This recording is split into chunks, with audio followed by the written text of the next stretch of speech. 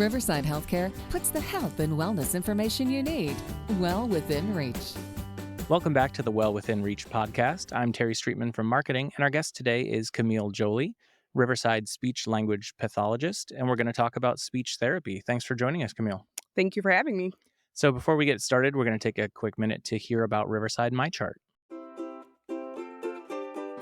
Healthcare can be confusing, but thanks to your My Riverside MyChart, you can easily manage not only your care, but your family's as well. With a single click, your My Riverside MyChart lets you stay well connected to the same information your provider sees. You can view your health history, get test results, request prescription refills, pay your bill, or make an appointment. Manage your care from anywhere, your laptop, phone, or tablet. Learn more and enroll today at riversidemychart.org. Okay, we're back. I believe this is your first time here with us on the podcast. Could you tell us about your background and your role here? Sure. Yeah, it is my first time. And I've been a SLP, so speech therapist, for about 4 years now. Right now, I'm working in the outpatient therapy at the atrium, but I also do go inpatient at hospital at Riverside whenever they kind of need me. Mhm. My background, I did my undergrad at Northern Illinois University, and I got my master's at Faulkner, small school in Alabama. Okay. I speak 3 languages fluently, so English, Polish, and Spanish. Wow. And then some of kind of my background work, I've worked in outpatient with adults, with pediatrics, skilled nursing facilities, so like the nursing homes, acute care, and also elementary schools. Wow. Okay. Yeah. Well, that's pretty great. And 3 languages. Yes. That's impressive. Thank you. So you talked about this, your education. What is it that drew you then to speech therapy as like an area of practice? Sure. So actually, when I was an undergrad, I initially went in to be a physical therapist. Mm. I did like a summer kind of volunteer rotation sort of thing. And I was with a physical therapist at a nursing home. And to be honest, I didn't really like it. And then the office next door was a speech therapist, and they actually needed translation in Polish. So I translated for that speech therapist at that time. And Wow. I was like, do you mind if I kind of stick around and see what you're doing? And she was all for it. And I, that next semester, I kind of enrolled and changed my career path. Wow. Well, that's great. I'm glad you were there at that time. Yeah, Timing worked out well. absolutely. So here at Riverside then, how many other therapists are in your department, and what would you say makes your clinic special? So currently at the outpatient side at Atrium, it's me and one other speech therapist. Mhm. We also have a lot of physical therapists, PTAs, which are the physical therapy assistants, and occupational therapists. Okay. So one kind of thing that kind of stuck out to me working at the outpatient side at the atrium is if we share a mutual patient, we kind of all connect and figure out a plan that works best for them according to which one of our kind of expertise, so speech side, occupational side, and physical side, and we kind of bounce ideas back and forth. So Oh, it's really nice. nice in that way. Yeah, that's cool to have that sort of collaboration. And Hmm. I'm sure then better outcomes for the patients as well. Absolutely. All right. So for people who might not know, can we start at a basic level of an explanation of what speech therapy is and some of the reasons that folks might seek it out? Sure. So obviously it kind of goes with our name. So the speech side of Mhm. things, right? So, your verbal expression, right? So how well basically you can speak or talk, Sure. communicate. We do a lot of swallowing. So dysphagia is kind of the fancier, nicer term to that. Receptive and expressive language. So what you can understand, and then Sure. your ability for others to understand you as Okay. well. Lots of cognition. So a lot of times we pair up with neurology side of things. So, your memory, your problem solving, executive function, attention, concentration, that sort of thing. Also voice. A lot of times we pair up also with your ENT providers. Hmm. So if you're hoarse or you're coughing a lot or you keep clearing your throat, we try to figure out how can we make that better. Those that kind of, sustained a stroke or a traumatic brain injury or just got diagnosed with Parkinson's. Also, your everyday things. So how well can you manage those medications, your bill paying? Can you drive a car functionally and safely on the road? That Wow. sort of thing. Yeah. Okay. So there's a lot more there than I think I realized. And I feel like Yes. I've done some research here, but that's Sure. amazing. Okay. Well, as we get into some of those things that you can help with, I think I would say I for sure, and I think other people sometimes think of speech therapy as when you're a kid and you're in school and you've got some sort of speech communication, that's what speech therapy is. But so can you talk about some of that just to get us started in maybe more familiar ground? Sure. So, going way back in the 70s and 80s, kind of when our field kind of boomed, it was very helping those kids in school say their S's and their R's. And, you have those kids who stutter, right? So, we got to Yeah. figure out ways to kind of help those kiddos.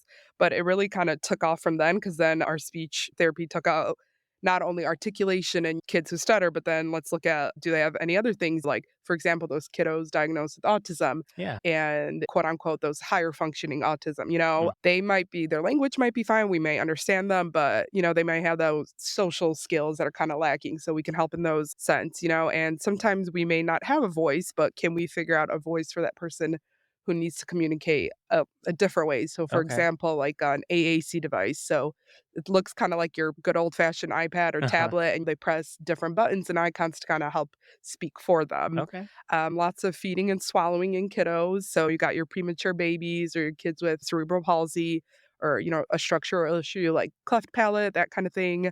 And then a lot of kiddos also have voice difficulties as well. Sometimes they have something called either hypo or hypernasality. So sometimes there are sounds that are supposed to be coming out of their nose don't, Okay. and vice versa. So we kind of help with that as far as the kid side goes to speech therapy. Okay, awesome. Yeah, and get that early start and sort of working on some of Yeah. these things. So then for folks who maybe didn't receive this kind of assistance or who have other issues that come up later in life, you've touched on some of the other things that y'all can do with speech therapy, but what are some things that you can do to help adults? So a lot of the times with adults, our main thing kind of is, you get your strokes and your communication problems that may follow after that. But it's not only that, it's a lot of cognitive side to Mm. it. So can you safely, like I said earlier, drive that car, manage your medication, your bills? How well can we sustain attention to a task? But let's ramp it up a little bit. Can we divide our attention out? Can you do a higher cognitive level task while you're also talking to me and have external stimuli Mm. happening in the background? How is our reasoning and critical thinking skills along with adults? Can we swallow a pill like we used to Hmm. when we were 30? If not, why all of a sudden did we wake up one morning and something is going on? So let's get to the root of that. One day we wake up and we keep coughing and we blame it on allergies and post nasal drip, but if it keeps happening, something's going on with those vocal cords, So we Okay. try to figure out a way to get you back to that voice. And then communication problems. So, that could happen after a stroke, but it could just happen. Age is a beautiful thing, but Hmm. everything kind of slows down as we age, Yeah. unfortunately. So, what are some ways that we can communicate not just with words? Okay. Yeah. And one thing that comes to mind there is I know you talked about some of the ways that you collaborate with neuro and some of those other things and the behavioral stuff, the attention and that kind of stuff as a early diagnosed ADHD kid. Do you work Yes. then collaboratively with like behavioral health and some of those folks too? Yeah, sometimes it depends to what level that is to that degree. Was it something to do with like ADHD, those cofactors? How early was it diagnosed? It kind of just depends. Okay. So we talked about some of these. What do you find to be the most surprising thing when you talk to people about what you work on that people might not expect? Sure. So I tell this every time they come in. They're like, well, I speak fine. Why am I here for speech therapy? So I always say if I had $1 for every time someone would say that, would not be working anymore. But definitely the cognitive and the swallow side of things. So Yeah. people just think speech, the verbal part, but we always kind of say that we treat anything from lungs and up. Okay. So cognitive side, lots of like cognition. So are we able to remember things how we could at 80, how we Hmm. did when we were 40 and so on, things change once you retire and you're not as active Sure. anymore. Okay. Well, I think you mentioned in your intro, and I find this really interesting. Here in our community, we have a lot of Spanish language speakers. You Mm, obviously Spanish, Polish, and English. How does bilingualism or trilingualism in your case factor sure. into this kind of therapy? So I just kind of take it from my own example because my parents, I grew up with them not speaking English until way later. Hmm. So if you put an example, if you, sustain a stroke, the next day you lost all of your independence, right? Hmm. So not only did you lose your independence, but now you have a doctor, someone that you just met telling you X, Y, and Z, how your quote unquote new life is going to be with this stroke. Hmm. So not only do you not understand English, but now you don't understand what's going on with you. Sure. So that's when you could bring in like my background of knowing Spanish and Polish and saying, hey, it's not going to be a forever thing, but we'll get through it with speech therapy and any other kind of therapy you might need. Okay. So yeah, just that level of comfort and Yeah, understanding that some that's a scary time. That's not absolutely. okay. All right. So before we get to our next question, we're going to take a quick break to talk about the importance of primary care. Riverside knows that health is your greatest asset, and having a primary care provider that you know and trust plays a vital role in your health journey. Don't have a primary care provider? Good news, Riverside has a team of primary care providers ready to partner with you on your health journey. Find a Riverside primary care provider at riversidehealthcare.org/primary care. Okay, so we're back from that message. You touched on this earlier, and I just recently learned about voice therapy. Can you talk a little bit more about voice therapy That because I think people aren't really familiar with that. Sure. So voice therapy kind of can range anything from a person, like I stated before, who wakes up one day and they lost their voice and they're now hoarse or they have a chronic coughing or Mhm. like something we kind of do from habit forming is throat clearing to think it's going to help. Yeah. But eventually, after a few seconds, you're going to have to clear your throat again and again, and believe it or not, you're going to do more damage to those vocal cords than Okay. good. Also, something newer in our field is a person transitioning from one gender to another. Yeah. So, matching their voice to go along with their new identity, Okay. kind of that vocal training, whether they're transitioning from man to female or vice versa. Mhm. Also, if you're intubated at a hospital and then now you're extubated, so, your voice is going to have a little damage and a little Yeah. tweaking needs to be done.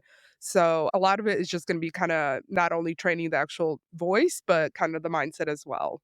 Well, that's awesome. That's a lot of things that I think a lot of people need, and like I said, probably aren't aware that is available through this kind of therapy.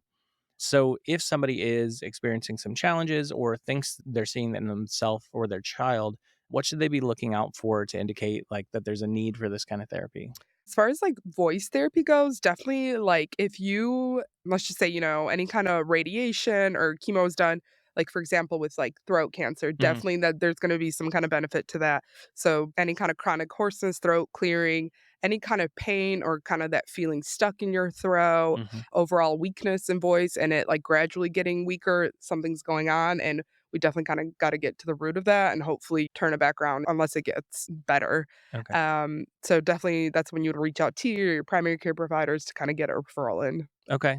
And that would that be in general too? I think we talked earlier about like children who need speech therapy and that kind of stuff. Like, is that something that the schools are helping to sort of flag and say, hey, we're noticing this sort of issue or delay or challenge? Or is that like, I guess at what point should parents be looking for that? Or should schools be looking for that to say, like, hey, there's something here that we need help with? Sure. So I remember personally when I was working in schools, a lot of the times it's the kindergarten teachers that are Mm, kind of sending in those referrals because they work alongside with those speech therapists that are in schools that, hey, we see this child that's kind of not identifying those key language developmental milestones. So maybe okay. something like easy as not knowing their name, simple one step directions. Do they understand like spatial concepts like up, down, around, like those little things? So then we can always screen them. And then if we feel like they need a benefit from it more, then we would do the full on assessment in schools. Okay. I'll kind of jump here. You talked about, those referrals from the schools or like calling the ENT. Is that how folks would get in? Do they need a referral? Can they call directly? How does that work? So as far as the outpatient side here at Riverside at Atrium, a lot of the times, depending on kind of what it is, most of the times the referrals that we do have coming in are from the primary care Okay. providers, the neurologists we have here at Riverside, or your ENTs. Okay.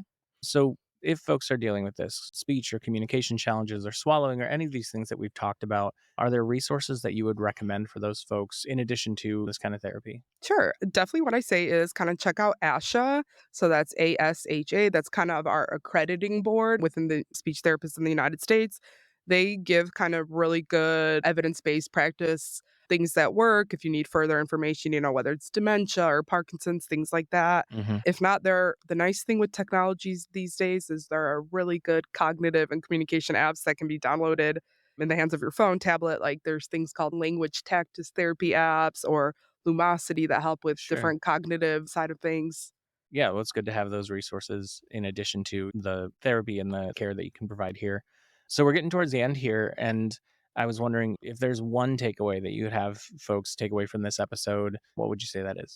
So I always say that if I could change my title, I definitely would. I love what I do. The title is kind of hard because people always just think speech therapy, I speak fine, and they brush it off to the side. Sure. But give us a chance. We truly work with each individual based on what they need. And we look so much more past what that medical diagnosis is. And we always say it won't make it worse, right? And if it doesn't work, it doesn't work. But I truly always say you can be surprised how much you learn, how much you'll progress over the course of the whole therapy session. Awesome. Well, yeah, I think that's really helpful. And like I said, even for me being here and Sure. having some experience and research with this, there's so much more to it than I realized. So I guess before we wrap up, are there any other things that you want to add for the listeners? And one kind of thing me and my other speech therapist coworker kind of said is we don't just give you something to do for the 45 minutes in the course of the session.